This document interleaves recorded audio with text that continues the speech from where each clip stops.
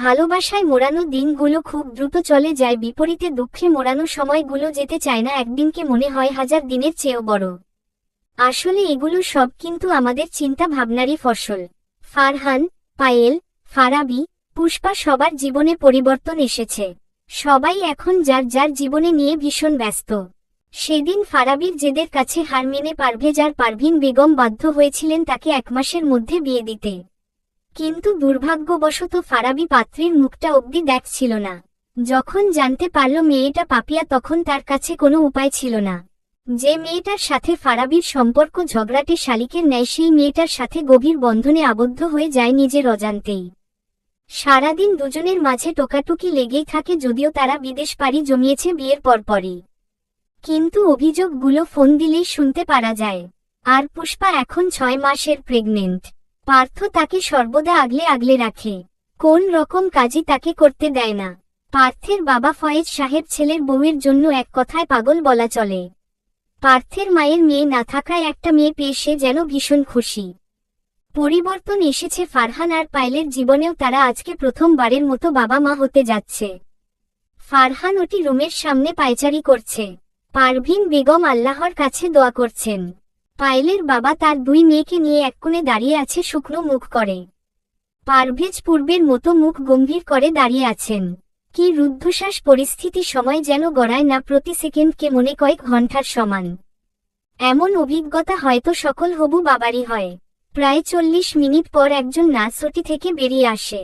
তার হাতে সদ্য জন্মানো এক পুত্র সন্তান, যার কান্নার শব্দে নীরবতা ভেঙে গেছে কিছুক্ষণ পূর্বেই। যেন এই ছোট শিশু নিজের আগমনী বার্তা ছড়িয়ে দিচ্ছে সকলের মাঝে।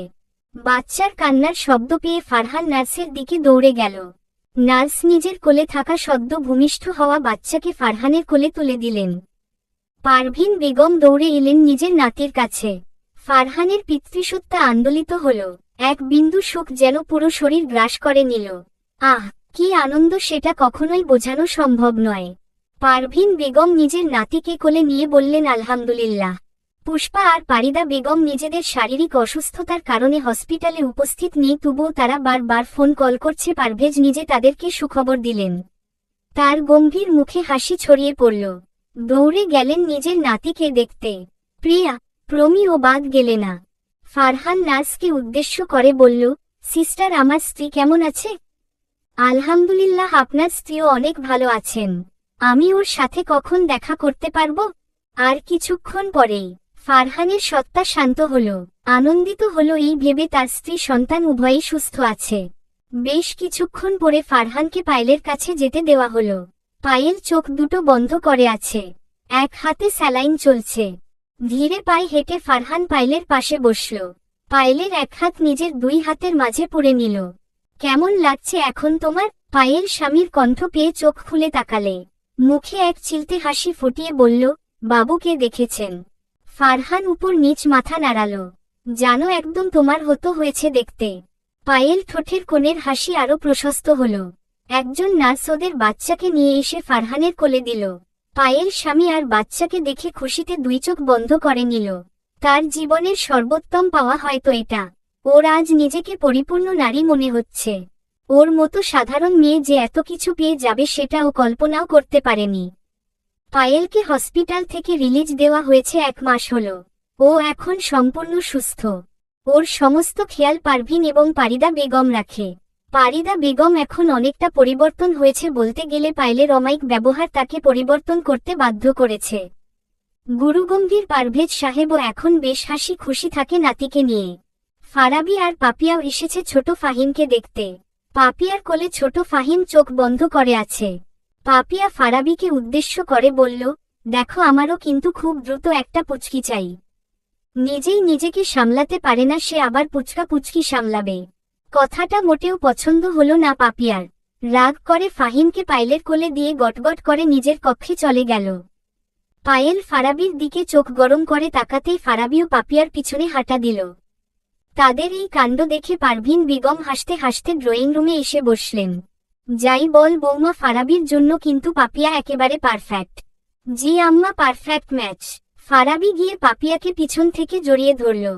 এত রাগ কর কেন কথায় কথায়? তুমি তো সব আজে বাজে কথা বলে রাগিয়ে দাও। ওকে, আর রাগাবো না, আমাদের 1 ডজন বাচ্চা হবে এবার, খুশি তো?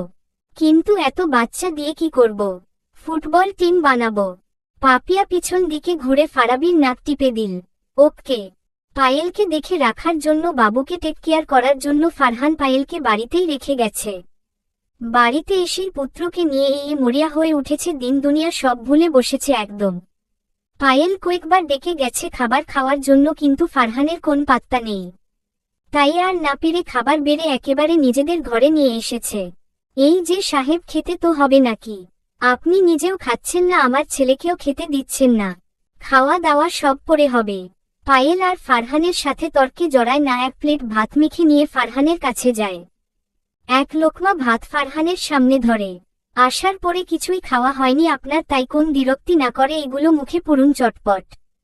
ফারহান আর মানা করে না, কিন্তু বউয়ের সাথে দুষ্টুমি করতে ছাড়ে না। পায়েল বিরক্ত হয়ে বলল, 1 বাচ্চার বাবা হয়ে গেলেন তবুও দুষ্টুমি গেল না। আরেক বাচ্চার বাবা হওয়ার প্ল্যান করছি কি বলো আব্বু? ফারহান নিজের ছেলেকে কথাটা বলে পায়েলের দিকে তাকিয়ে চোখ টিপ মারে। আপনার লজ্জা জীবনেও হবে না হয়? স্ত্রীর কাছে লজ্জা পেলে তো সন্ন্যাসী হতে হবে। পায়েল ফারহানকে আলতো চাপড় মেরে ফারহানের কাঁধে মাথা রাখল। আমি আপনার সাথে বৃদ্ধ হতে চাই ফারহান। আপনাকে ভালোবেসে আপনার ভালোবাসার সাগরে ডুবে যেতে চাই। শুধু এতটুকু পেলে আমার কিছুই চাই না। আমি তোমার ভালোবাসার সাগরে ডুবে নিজের অস্তিত্ব সংকটে ফেলেছি, এমন সংকটে আমি বারবার পড়তে চাই। তোমার ভালোবাসার সাগরে আমি এক সাধারণ মাঝি হয়ে বাঁচতে চাই। আমি তোমাকে ভালোবেসে জান্নাতে যেতে চাই। আমিও আপনাকে এপার ওপারে দুপারেই পেতে চাই। ওদের কথার মাঝে ফাহিম জোরে কেঁদে ওঠে। দুজনেই নিজেদের হুঁশে ফিরে আসে। দুজনে মুচকি হেসে আগলে নেয় নিজেদের ছেলেকে। এটাই যে তাদের ভালোবাসার সর্বোত্তম চিহ্ন। সমাপ্ত।